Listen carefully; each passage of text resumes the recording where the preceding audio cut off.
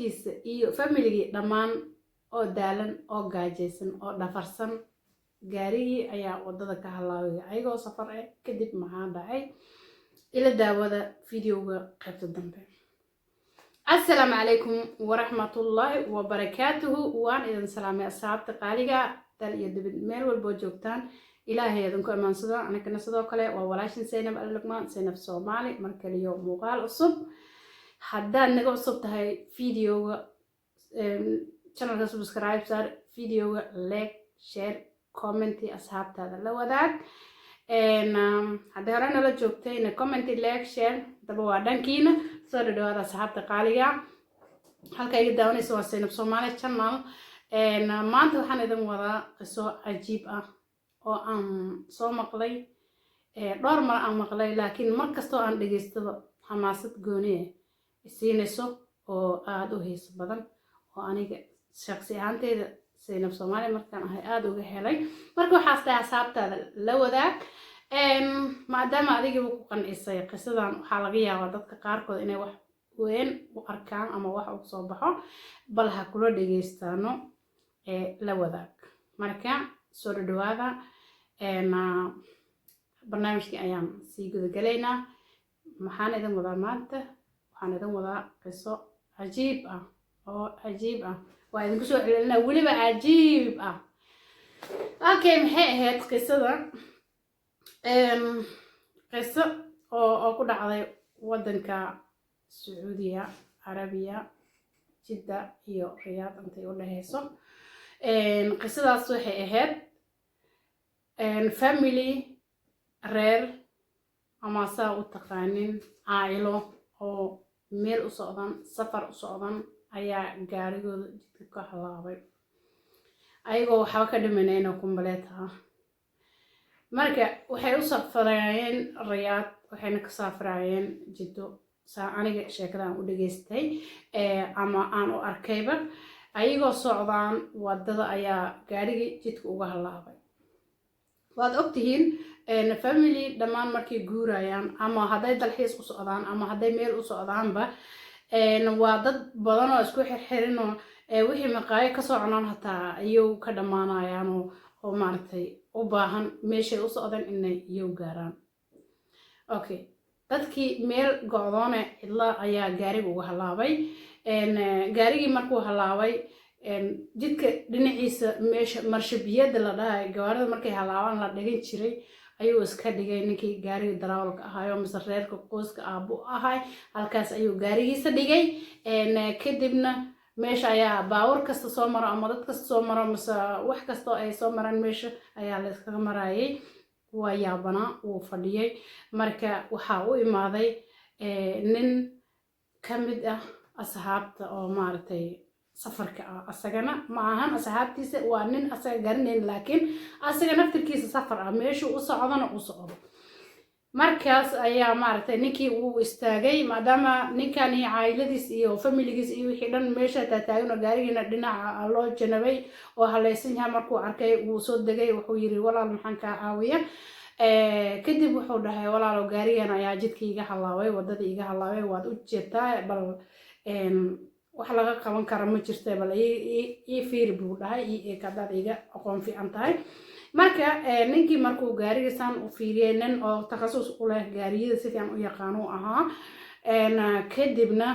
wuu fiiriyay wuu eegay wuxuu ogaaday gaari inuu gaarish u baahan yahay oo u baahan yahay sameys weyn cilad weyn ku dhacday okay kadib wuxuu sameeyay wuxuu yiri gaarigan wuxuu u baahan yahay in gaarish la geeyo ama garaash la geeyo oo la soo sameeyo ciladiis aad iyo aad ayay maaragtay u weyn tahay gaari aniga aan sameyn karo mas adiga hadda sameyn karta ma ahan laakiin waxaan faal khayr kugu sameynaa gaarigayga ayaan ku siinayaa meesha adiga u tagtid ku tag Riyaad meesha u socotid ku tag gaarigan qaado kadibna aniga ii soo noqo buu yiri gaari ii soo dir gaarigaaga iyo aniga noo soo laabo ninkii wuu yaabay wuxuu yiri yaa wax la sheegay maba ahanbe see u dhici kartaa qof maanta lay adiga aragtay wadadan ku aragtay see gaariga uga aaminaysa ama see asaga gaarigiis kuga aaminaya ya طبعا أنا بوا اسويدين لها أنا ما بقول لها إنه حاسة ده براي إنه وحياة مهم كإنه كاب بحصورة بقاري قلفاتي وطعم راس إلا يعني قدي ونكسر سيدي لها لكن أسجنا وكل وأقول هذا أوكي يري ما دام هذه أساس هاي هذا وانسمينا يا قاري أيوة وطي وهو هذا رياض حكيسة ninkii kale gaariga ayuu meesha go'dan la galay ilaa qofkii oo gaari kale u soo diro ninkii kale gaari u soo diro iyo dad oo gaarigiisa lagu jiiday iyo ninkii lagu soo waday iyo dad asxaab kadib maalin ayaa kusoo wareegatay maadaama labada caasimada riyaad magaalada madaxda jiddo sacuudi carabi waaye jiddana waa dee gobolada ka mid tahay marka uu soo waday maxaa la dhahay isaga gaarigii waa la soo jiiday ninkiina waa la soo waday kadib waa la isku imaaday riyaad ayaa la iskugu imaaday marka gaarigii ayaa maartay iyo ninkii waa la jiiday sorry waxba iga soo dhaxgalo way raaliha waa la geeyay waxay tageen riyaad markay tageen masha Allah ninkan wuxuu yiri wallahi nin waxaa tahay mucjiso masha Allah aniga saas ma sameyn lahayn saad ii aamintay iyo sida facal khayrka adiga ay ii samaysay jazakallah khayr qof fiican ayaa tahay shakhsi la ilaawi karin ayaa tahay masha Allah buu yiri marka meeshii ay number iyo wax ka kala qaateen alaaqaad ka samaysteen marka kadib maxaa dhacay markii oo saas facal khayr iskugu sameeyay la kala tagay maalmaha ka mid ah ayaa dad meel fadhiyo oo sheekeysanayaan waxay ka sheekeynayeen ninkan ma ahan waxay ka sheekeynayeen facal khayr wallahi saas qof inta ku hor facal khayrkaas i sameey aniga qof saas facal khayrkaas u sameey anigana sidaas kida oo bababa waxa laga sheekeynaa marka ninkii facal khayrka loo sameeyay gaarigiis iyo aayadiis oo jidka ka bahdilin la waday wuxuu la joogay asxaabtaas oo sheekeynayaan maaragtay wuxuu yiri anigana inta ka hor nin ayaa saas xasankaas ii sameeyay ugu bini'aadinka isku mid ma ahan marka wuxuu dhahay haddaan buu wacayaaba qofka oo inta ka hor xasankaas ii sameeyay haddaan buu wacaa balowkaadii wuu wacay markuu wacay nambarkiis waxaa qabatay naagtiisa ka qabatay kadib waxay tiri maxaa iga soo waxaysiin hay soo waxin waad xirteen waad xiraysiin waad hor gadaal ba wadin waa bahatisheen waana rafaadiseen wuu idin xiran yahay maxaad iga soo waxaysaa hadda markaas uu yaabay wuxuu yiri bismillah numberkan soo numberkii hibal ma ahan haa waa isaga marka wuxuu yiri xiritaankaasi waxaas adiga ka sheekeynaysa ani ma aqaani walaale inaan soo salaam ayaan ugu talagalay inuu xiran yahayna ma ogeyn dadka xiran aniga maartayna kuma jiri maxaa loo xirtay wuxuu loo xiray deen baa lagu leeyahay milyuumaad saas ayaa qofkan loo xiray waa kaasaa uu xiran yahay wuxuu yiri bal meeshuu ku jiro oo stationku ku jiro ii sheeg okay waa u sheegtay maxaa la dhahay sige halkaas uu ku jiraa ninkii facal khayrka inta ka hor loo sameynay waaye ninka dadka soo wacay warkayga idinku dhaadhacaya kadib uu baxay wuxuu u qaaday 100,000 oo lacag Saudi Arabia 100,000 lacag Saudi Arabia waa lacag badan hadii dollar ahaan loo sarfo oo lacag badan ay wali marka stationkii u tagay ninkii security ahay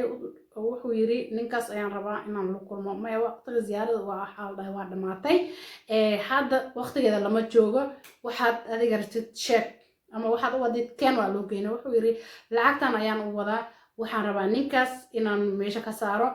lacagtan u geey haska soo furdaamiye deemaha lagu leeyahay iyo holiiska ha ka soo furdaamiste meesha ha ka soo baxo wuxuu yiri okay waa qaaday ninkii security ahay wuxuu u geey ninkii xirnaa lacagta ayuu u geey markaas uu yiri hay aniga lacagtan ma ii keentay ayaa ku soo dhiibay nina ii soo dhiibay magiis markaan weydiiyeen wuxuu yiri ima sheegin wax information ama siinina ama maxaa la isaga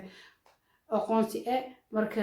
saas ayaa jirta waan weydiiyay waan iga diiday waa kaas oo jiray okay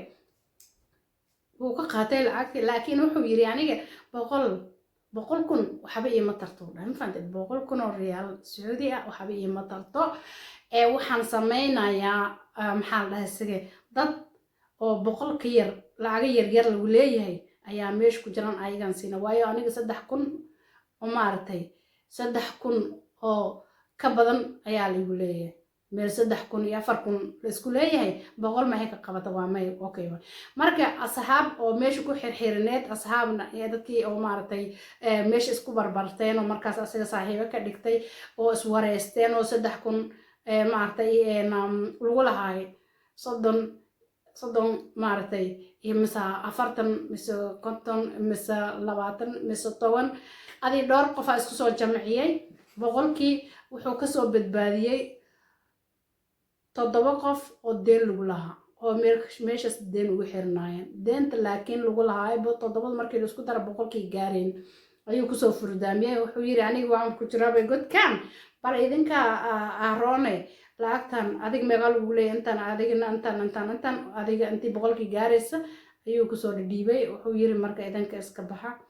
wuxuu yiri danihin iyo reerihin gala anigana intaan ayaa maaragtay ilaahay ku sugaya halkana ilaahay ku sugaya okay marka dadkii way yaabeen see 100 dhan nin idan siiyay oo faal khayrkan oo idan sameey oo maanta saas ku dhacday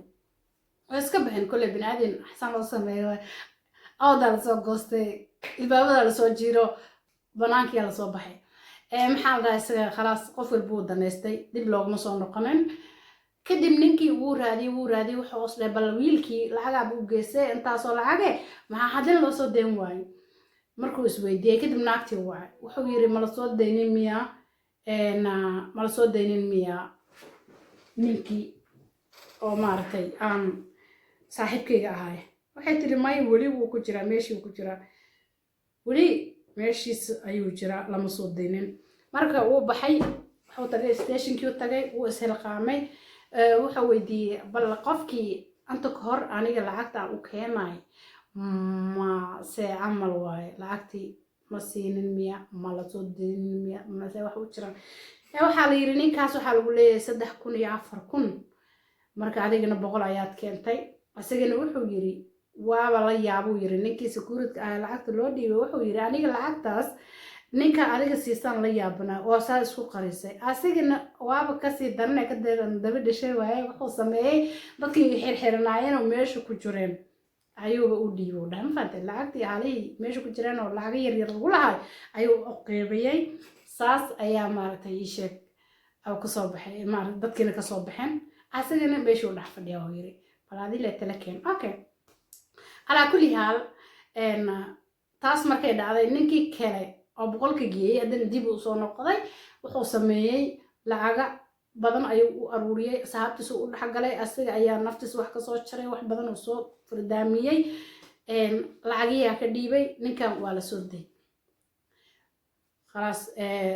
wuxuu yiri khalaas waay maxaa la dhahay si kastaba ay qaadatay waaba ugu talagalay ninkan inaan soo dayo waayo qof abaalkiisa la ilaawo kara ma baba ahan